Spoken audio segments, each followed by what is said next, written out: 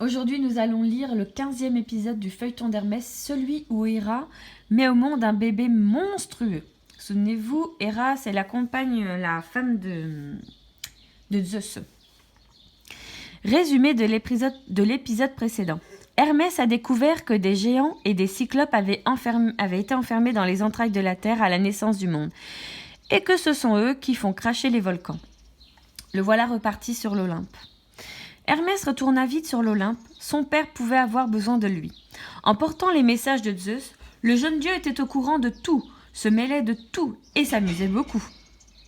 Une fois ses missions accomplies, Hermès ne se lassait pas de voltiger dans les airs. Il adorait se laisser porter par le vent ou s'enfoncer dans les nuages.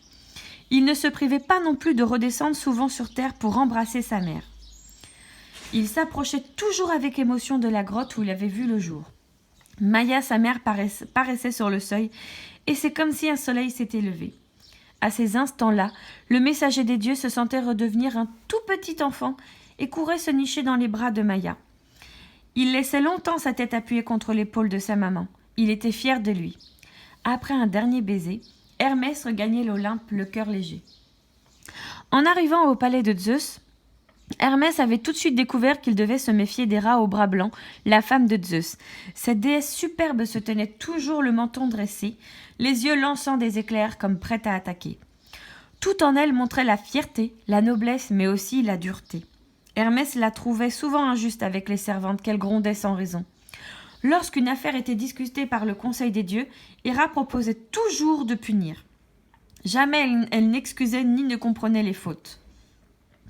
Elle veillait sur son pouvoir avec jalousie. D'ailleurs, tout en elle était jaloux. Héra enviait les autres déesses dont la beauté pouvait rivaliser avec la sienne. Elle détestait les enfants que Zeus avait eus avec d'autres amours. Et par-dessus tout, elle haïssait les femmes dont son mari tombait amoureux.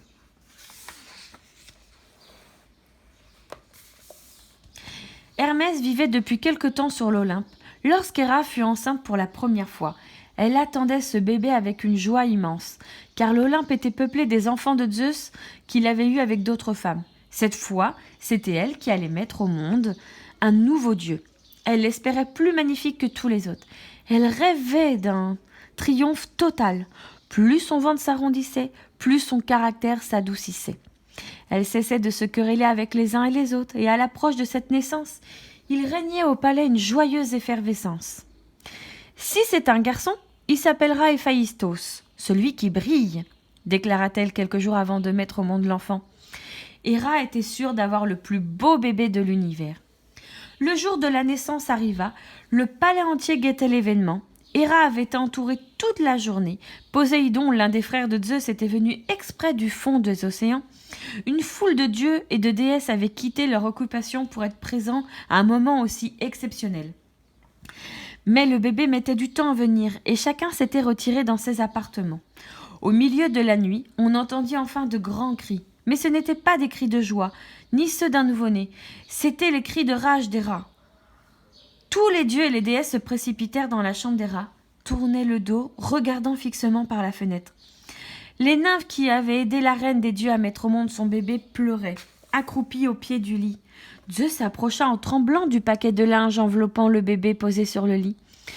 Il se pencha, écarta le tissu et eut un sursaut de recul.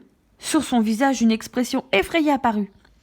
Poséidon s'avança à son tour, se pencha sur l'enfant et partit un grand éclat de rire. Il prit le nouveau-né et le brandit en direction de la foule sans cesser de ricaner. Le bébé, un petit garçon, était d'une laideur repoussante. Au lieu du plus bel enfant de l'Olympe, Héra venait de mettre au monde un monstre. Hermès ne pouvait détacher ses yeux du petit corps difforme. Un silence pesant avait succédé au rire insultant de Poséidon. Soudain, comme s'il avait compris qu'il n'était pas le bébé désiré, le nourrisson se mit à pleurer. Ses vagissements faisaient mal aux oreilles. Héra eut alors un sursaut de rage. Elle se jeta sur l'enfant, l'attrapa par une jambe et le précipita par la fenêtre ouverte du haut de l'Olympe en criant « Héphaïstos, tu n'es pas digne de vivre parmi nous !» Personne n'eut le temps de faire un mouvement pour l'en empêcher. Le bébé mal formé était exclu du royaume des dieux. Les dieux se regardèrent mais ne réagirent pas. Hermès s'était précipité à la fenêtre. Il observa la longue chute du bébé avec horreur. Il vit le bébé tout en bas disparaître dans la mer. Des larmes montèrent aux yeux d'Hermès. Comment une telle violence, une telle méchanceté pouvait-elle exister? Ils partirent sans attendre chez Pausania. Donc voici la fin de l'épisode. Comme d'habitude, on répond aux questions du questionnaire dans le cahier du jour en faisant de belles phrases. Et je vous dis à demain pour le prochain épisode.